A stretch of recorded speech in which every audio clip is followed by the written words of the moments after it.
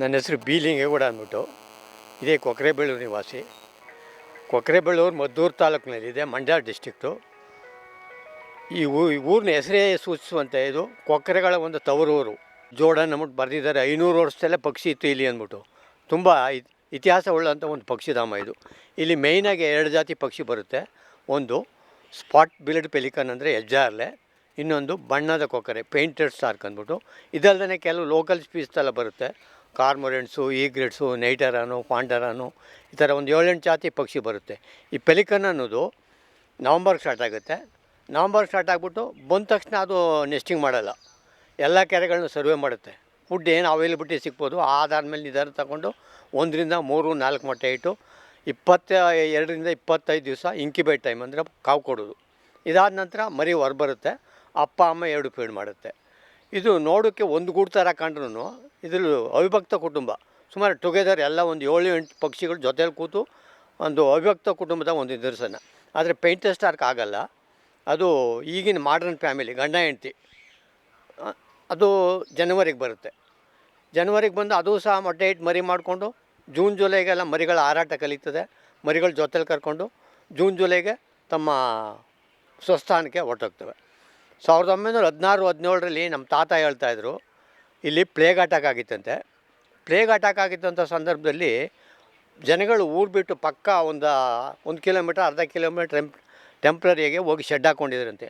ಆ ಸಾರಿ ಪಕ್ಷಿಗಳು ಇಲ್ಲಿ ಮೂಲ ಏನು ನೆಸ್ಟಿಂಗ್ ಮಾಡ್ತಿದ್ವಲ್ಲ ಅಲ್ಲಿ ಮಾಡಿಲ್ವಂತೆ. ಅವ್ರೇನು ತಾತ್ಕಾಲಿಕವಾಗಿ ಟೆಂಪ್ರರಿಯಾಗಿ ಶೆಡ್ ಹಾಕ್ಕೊಂಡಿದ್ರು. ಅಲ್ಲಿಗೆ ಹೋಗಿ ಅಲ್ಲಿ ಮರಗಳ ಮೇಲೆ ಮೊಟ್ಟೆ ಇಟ್ಟು ಮರಿ ಮಾಡ್ತು. ನನ್ನ ಕಣ್ಣಾರೆ ಕಾಣೋದು ಅಂದ್ಬಿಟ್ಟು ನಮ್ಮ ತಾತ ಹೇಳ್ತಾಯಿದ್ರು. ಅಷ್ಟೊಂದು ಪಕ್ಷಿಗಳಿಗೂ ಮತ್ತು ಈ ಊರಿನ ಜನತೆಗೂ ತುಂಬ ಅವಿನಾಭಾವ ಸಂಬಂಧ. ಯಾವ ರೀತಿ ಅಂದರೆ ಜಸ್ಟ್ ಲೈಕ್ 2 ಫ್ಲೋರ್ ಮನೆ ಇದ್ದಂಗೆ ಅವರು ಮೇಲ್ಗಡೆ ಇದ್ದಾರೆ, ನಾವು ಗ್ರೌಂಡ್ ಫ್ಲೋರಲ್ಲಿ ಇದ್ವಿ. ತುಂಬ ಇತ್ತೀಚಿನ ದಿನಗಳಲ್ಲಿ ಪಕ್ಷಿಗಳು ಮತ್ತು ಪ್ರಾಣಿಗಳ ಬಗ್ಗೆ ಸಂಘರ್ಷ, ಮನುಷ್ಯನ ಮಧ್ಯೆ ಸಂಘರ್ಷ ನಡೀತಾ ಇದೆ. ಆದರೆ ಈ ಊರಲ್ಲಿ ಆಗಲ್ಲ.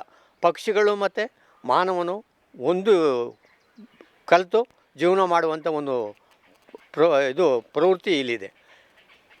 ಎಷ್ಟು ಪ್ರದೇಶದಲ್ಲಿ ವ್ಯಾಪ್ತಿ? ಸುಮಾರು ಈ ಹಳ್ಳಿನ ಅರಣ್ಯ ಇಲಾಖೆಯವರು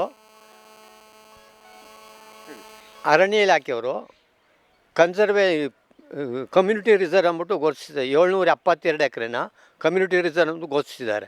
ಇಲ್ಲಿ ಯಾವುದೇ ರೀತಿಯಂಥ ಮೇಯ್ನಾಗೆ ಮರ ಕಡಿಯೋಂಗಿಲ್ಲ, ಮತ್ತು ಅದು ಮಾಡೋಂಗಿಲ್ಲ, ಇದು ಮಾಡೋಂಗಿಲ್ಲ. ಪಕ್ಷಿಗಳಿಗೂ ಮತ್ತು ತುಂಬ ಹೆಲ್ಪ್ ಮಾಡ್ತಾರೆ ಜನಗಳು. ಊರಿನಲ್ಲಿ ಹಬ್ಬ ಮಾಡ್ತಾರೆ. ಹಬ್ಬ ಸಹದಲ್ಲಿ ಸೌಂಡ್ ಬರುತ್ತೆ ಎಂದು ಪಟಾಕಿ ಹೊಡೆದು ನಿಲ್ಲಿಸಿದ್ದಾರೆ. ಇದೊಂದು ನಿಜವಾಗಲೂ ಪಕ್ಷಿಗಳಿಗೂ ಮತ್ತು ಮಾನವನಿಗೂ ಇರುವಂಥ ಒಂದು ಅವಿನಾಭಾವ ಸಂಬಂಧವನ್ನು ಸೂಚಿಸುತ್ತೆ.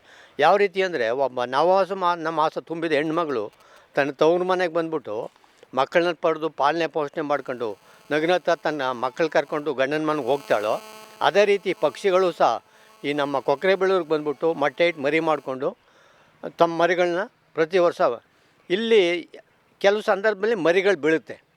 ಅಂದರೆ ಬಿದ್ದ ಮರಿಗಳ ಹಿಂದೆ ಎಲ್ಲ ಬೆಕ್ಕು, ನಾಯಿ ತಿಂದು ಹಾಳಾಗ್ತಾಯಿತ್ತು. ಆದರೆ 1994 ಈಚೆಗೆ ಯಾಕೆ ಉಳಿಸ್ಬಾರ್ದು ಅಂದ್ಬಿಟ್ಟು ಇಲ್ಲೇ ಒಂದು ಪೆಲಿಕನ್ ಕನ್ಸರ್ವೇಷನ್ ಒಂದು ಗ್ರೂಪ್ ಸ್ಟಾರ್ಟ್ ಮಾಡಿ ಅಲ್ಲಿಂದ ಈ ಥರ ಬಿದ್ದ ಮರಿಗಳನ್ನ ನನ್ನದೇ ಒಂದು ಜಾಗದಲ್ಲಿ 10 ಗುಂಟೆ ಜಾಗದಲ್ಲಿ ಫೆನ್ಸ್ ಹಾಕ್ಕೊಂಡು ಪ್ರತಿ ವರ್ಷ ಬಿದ್ದ ಮರಿಗಳನ್ನ ನಾನು ಪ್ರೊಟೆಕ್ಟ್ ಮಾಡ್ತಾಯಿದ್ದೀನಿ. ನನ್ನ ಸ್ವಂತ ಖರ್ಚಿನಿಂದ ಮತ್ತು ನನ್ನ ಸ್ವಂತ ಜಾಗದಿಂದ ಪ್ರತಿ ವರ್ಷ ಫ್ರಮ್ 94ರಿಂದ ಈ ಕೆಲಸ ಮಾಡ್ತಾಯಿದ್ದೀನಿ ಸರ್. ಸುಮಾರು ಎಷ್ಟು ಮರಿಗಳನ್ನು ತಾವು ರಕ್ಷಿಸಿದ್ರಿ? ಸುಮಾರು ಇಲ್ಲಿ ತನಕ ಒಂದು 500-600 ಮರಿಗಳ ರಕ್ಷಣೆ ಮಾಡಿದ್ದೀನಿ. ಇದಕ್ಕೆ ಆಹಾರಕ್ಕಾಗಿ ಏನು ವ್ಯವಸ್ಥೆ ಮಾಡಿದ್ರಿ? ಆಹಾರಕ್ಕಾಗಿ ಮೀನು ಬಿಟ್ಟರೆ ಇನ್ನೇನು ತಿನ್ನಲ್ಲ. ಮೀನು ಇಲ್ಲಿ ಪಕ್ಕ ಒಂದು 5 ಕಿಲೋಮೀಟ್ರಲ್ಲಿ ಒಂದು ಶಿಂಸಾ ರಿವರ್ ಇದೆ. ಆ ರಿವರಲ್ಲಿ ಫಿಶರ್ ಮ್ಯಾನು ಫಿಶ್ ಹಿಡಿತಾರೆ. ಅಲ್ಲಿ ಹೋಗಿ ನಾನು ಪರ್ಚೇಸ್ ಮಾಡಿ ಪ್ರತಿನಿತ್ಯ ಪಕ್ಷಿಗಳಿಗೆ ತಂದು ನನ್ನ ಸ್ವಂತ ಖರ್ಚಿನಿಂದ ಮಾಡ್ತಾಯಿದ್ದೀನಿ ಸರ್. ಎಷ್ಟು ಹೊತ್ತು ಆಹಾರ ಹಾಕಬೇಕಾ? ಎಷ್ಟು ಬೆಳಗಿಂದ? ಸಣ್ಣ ಮರಿಗಳಾದಾಗ 2 ಟೈಮ್ ಕೊಡ್ತೀವಿ. ದಪ್ಪ ಮರಿ ಆದಾಗ ಬೆಳಿಗ್ಗೆ 9-10 ಗಂಟೆಗೆ ಒಂದು ಸಾರಿ ಒಂದು ಕೆ ಜಿ, ಅರ್ಧ ಕೆ ಜಿ, 3/4 ಕೆ ಜಿ ಈ ಥರ ಎಲ್ಲ ಮೀನು ತಿನ್ನುತ್ತೆ. ಹೊರಗಡೆ ಹೋಗಿ ಏನಾದರೂ ಆಹಾರಕ್ಕೆ ಇದು ಸಂಶೋಧನೆ ಮಾಡ್ತಾರೆ ಅಲ್ಲ, ಇಲ್ಲೇ ತಿಂದು ಇಲ್ಲೇ ಇರ್ತದೆ? ಇಲ್ಲ, ಹಾರಾಟ ಕಲ್ತ್ಮೇಲೆ ಯಾವುದೇ ಕಾರಣಕ್ಕೂ ಅದು ಇಲ್ಲಿರಲ್ಲ. ಹಾರಾಟ ಕಲ್ತ್ಮೇಲೆ ಫ್ರೀಯಾಗಿರ್ತದೆ. ಅವರು ಯಾವಾಗ ಹಾರಾಟ ಕಲ್ತದೆ ಅದು ಹೋಗುತ್ತೆ. ಪ್ರತಿ ವರ್ಷ ಇದೇ ಥರ ನಡೀತಾ ಇದೆ. ಈಗಾಗಲೇ 2 ಮರಿಗಳು ಕಾಣ್ತಾ ಇದೆ. ಇದಕ್ಕೆ ಎಷ್ಟು ಸಮಯ ಆಯಿತು? ಇಲ್ಲಿ ಎಷ್ಟು ಪ್ರಾಯ ಆಯಿತು? ಇದು ಕೆಳಗಡೆ ಬಿದ್ದಾಗ ಸ್ವಲ್ಪ ರೆಕ್ಕೆ ಫ್ರ್ಯಾಕ್ಚರ್ ಆಗಿತ್ತು. ಅದನ್ನು ಅರಣ್ಯ ಇಲಾಖೆ ಸಹಯೋಗದಿಂದ ಬನ್ನೇರುಘಟ್ಟ ರಾಷ್ಟ್ರೀಯ ಉದ್ಯಾನವನದಲ್ಲಿ ಅವರೊಬ್ಬರು ಡಾಕ್ಟ್ರ್ ಇದ್ದಾರೆ. ಆ ಡಾಕ್ಟ್ರಿಗೆ ಕಳಿಸಿದ್ದು. ಇದು ಸುಮಾರು ಏನೋ ರೆಡಿ ಮಾಡಿದ್ದಾರೆ, ಸರೋಗ್ತದೆ ಅಂತ ಹೇಳಿದ್ದಾರೆ. ಮುಂದಿನ ದಿನಗಳಲ್ಲಿ ನೋಡ್ಬೇಕು ಅದನ್ನು. ಎಷ್ಟು ಪ್ರಾಯ ಆಯ್ತು ಇದಕ್ಕೆ? ಇದಕ್ಕೆ ಸುಮಾರು ಒಂದು 2.5 ತಿಂಗಳು 3 ತಿಂಗಳು ಅಷ್ಟೇ. 90 ಡೇಸ್ ಕ್ರಾಕ್ ಶುರುವಾಗುತ್ತೆ. ಆಮೇಲೆ ಯಾವುದೇ ಕಾರಣಕ್ಕೆ ಇಲ್ಲಿರೋಲ್ಲ, ಅಪ್ಪ ಅಮ್ಮ ಜೊತೆ ಹೊರಟೋಗುತ್ತೆ. ನೋಡ್ಲಿಕ್ಕೆ ಅಂತೇಳಿ ಹೊರಗಿಂದ ಜನ ಬರ್ತಾರೆ? ಜನ ಸುಮಾರು ಇನ್ನು ಹಾಲಿಡೇಸಲ್ಲಿ ತುಂಬ ಜನ ಬರ್ತಾರೆ. ಬಂದ್ಬಿಟ್ಟು ಇಲ್ಲಿ ಹಳ್ಳಿಯವರ ಪ್ರೊಟೆಕ್ಷನ್ ಇರೋದ್ರಿಂದ ಯಾವುದೇ ರೀತಿ ಅಂತ ತೊಂದರೆ ಇಲ್ಲ. ಹಳ್ಳಿಯವರು ನಿಜವಾಗ್ಲೂ ಒಂದು 3 ವರ್ಷದ ಮಕ್ಕಳಿಂದ 100 ವರ್ಷದ ಮುದುಕರವರೆಗೂ ಇದು ನಮ್ಮದು ಒಂದು ಭಾವನೆ ಇಟ್ಕೊಂಡು ರಕ್ಷಣೆ ಮಾಡ್ತಾಯಿದ್ದೀವಿ. ಇಲ್ಲಿ ಬರಬೇಕಾದ್ರೆ ನಾವು ಬೆಂಗಳೂರಿಂದ ಬರಬೇಕಾದ್ರೆ ಹೇಗೆ ಬರಬೇಕು?